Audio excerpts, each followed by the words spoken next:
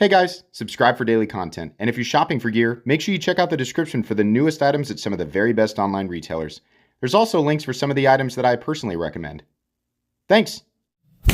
What's going on, YouTube? Metal Complex here, and today I'm so excited to share with you guys. This is, to my knowledge, I don't remember this ever happening before, but Hinderer Knives actually sent me something directly. I do remember a brief conversation with somebody from their team that they were sending something, but I had forgotten about it, and it arrived today, and I saw the sticker on the outside and got really excited because I've never actually handled this. I assume that they're sending me this because these are about to become more available, or they're going to start dropping at various retailers. So I'm going to put some links, some retailers down in the description where you can probably expect to see these in the near future. It does help my channel when you use those links. But that's up to you. Thanks to Hinderer Knives for sending this in. Thanks to my patrons for supporting me. You guys take a look here at the card. This is the card that came with it. And then the website, which will, of course, be linked down there in the description. So what do we have? Oh, awesome. So this is these popped up on a retail site one time while I was doing, I think it was a tour of DLT. And I said, I had no idea they even made aluminum autos. Now, what's the significance? Hold on first, let me fire it. Okay, so I don't know if it's because the handle scales don't weigh as much as like my titanium auto, but I feel like the kick's a little bit better. I'm going to compare them directly. Look at that, kind of a little bit of a bronze hue there. Probably they heat that intentionally to give it that color, but that's really nice. I would venture to guess that those are steel underneath. But yeah, I had no idea, and the significance of that is being able to get your hands on a Hinderer, and specifically in this case an auto, for significantly less than the titanium variations, which I think outside of the aluminum is the only other variation it comes in. I could be wrong about that. The titanium ones, which I have one right here, these are, yeah, I'm going to fire these back to back. That one feels like it might fire a little harder. These guys are $650. That's a lot of money, right? If you're new to knives, you're like, the frame, you know, all USA, in-house USA. They make their own screws. When you're, you know, like they make everything in-house, right? I think except for the bearings. When you do that and you are a small batch operation, especially when you're working with materials like titanium, yeah, actually $600 is pretty par for the course. That can be a little bit difficult for people to come to terms with initially, but it's been that way for a long time. If you're mass producing things here in the USA, and at the same time you are outsourcing some of the parts, and you're also using lesser materials, then you can charge less. Like we have companies like Kershaw, of course, their USA stuff definitely is going to cost a lot less, but that's not apples to apples comparison. It's just like a quick thing there, why a Hinderer knife is going to cost a lot more. Not everybody's going to be willing to pay, but let me tell you, over the years, plenty of people absolutely are. It's a big collector knife market. It's just a big part of, you know, people who really like American cutlery. But anyways, the aluminum is going to cost significantly less at $350. Now, this is anodized aluminum, and it is super nice. This is it's very much kind of what I was saying about the ProTech TR3 in one of my recent unboxings. How it just feels like perfectly machined, and the anodizing is really nice, and it doesn't have that sort of not quite complete chalky feel on the exterior, kind of like what we used to expect from a lot of aluminum knives.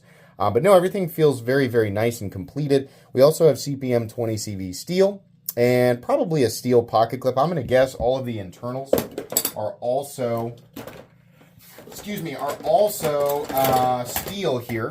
And you know what would be really helpful? There it is right there. Let's take a look here. Oh, we got a paper clip attached to that.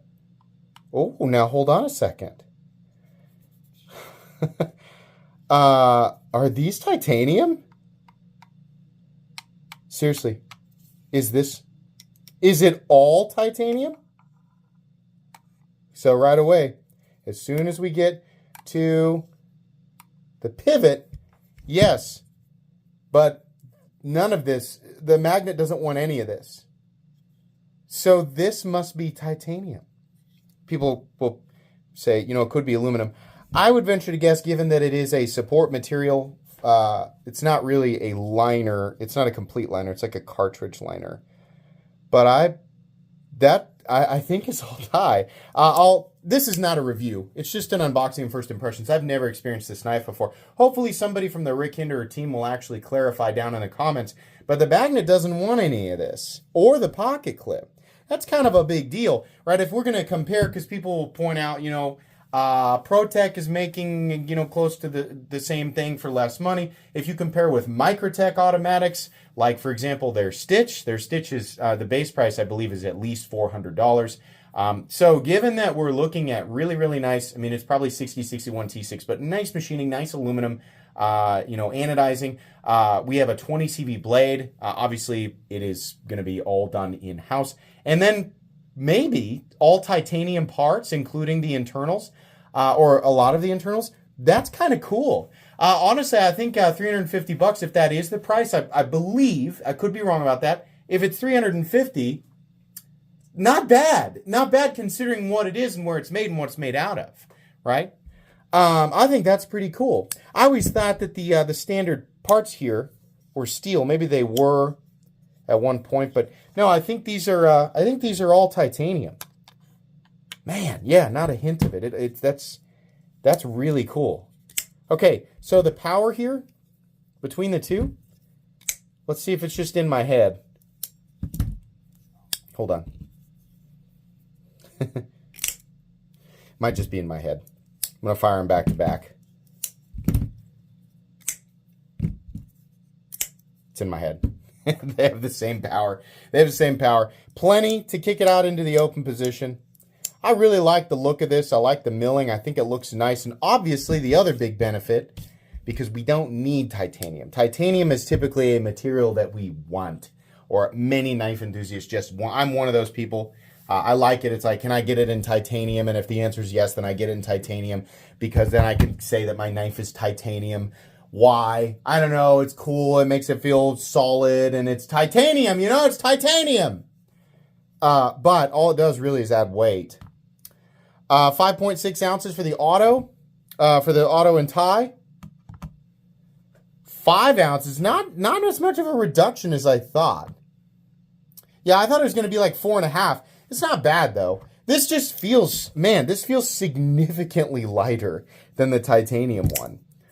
That's wild. I guess there is still quite a bit. I mean, there's, it's aluminum, and then there's still some titanium bits and bobs in there.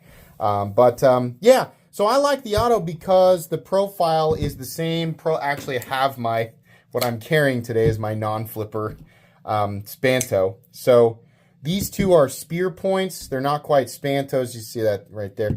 But this profile is my favorite profile for Hinderer knives because there's no flipper tab. I've always found that the flipper tab not only gets in my way ergonomically, but it's not the most comfortable flipper tab in the world to manipulate, right? So I've always preferred this profile. I think it just works a little bit better. So what is over here in this this Ziploc bag? I had forgotten about the auto, but I was not expecting at all for them to send me a titanium black washed horse head scale. This is super epic, and it was just randomly included in the package. So now, now I need a knife to go with that. So by the time you guys are seeing this, my goal is to try and snag one of those black washed 3.5 inch non-flipper Spantos from DLT Trading. I said I wasn't going to do it, but now I have to, because I want to put this scale on something. So that is most likely what I'm going to do. I'm going to try to get one. Those are going to go quickly. By the time you guys are watching this, it probably has already dropped.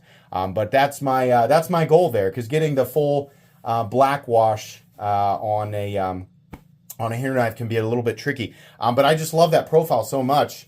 And I'm so happy that they're doing these non-flippers now. So I think that's what I'll do. Thank you so much to Hinderer Knives for sending this in. I'm going to guess that you guys want the auto back after I review it. Maybe even want the scale back. You guys should clarify before I put it on a knife. Yeah, I appreciate you sending this. I'll do the full review on it after I've had a chance to experience it for a bit, and I'll give you guys my thoughts. But like I said, in the meantime, Hinderer Knives in general, and specifically places where you can find the autos when they are in stock. Don't expect them to just be there and ready to go. These are not, they're not like lined up on shelves in the thousands. It's still a small batch operation. But yeah, some retailers where you can expect to find them in the future. I'll link them down in the description. Thanks again to Hinderer Knives. Please make sure to follow me on Instagram at metal_complex. If you enjoyed this video, leave a like. If you'd like to check out my other content, I do, of course, have lots of videos of knives that are either expensive or inexpensive that I do or don't like, so check those out. And if you enjoy all my content, go ahead and click on that Metal Complex logo right there and subscribe because there's definitely more coming. Thanks again for watching, everybody, and have a great day.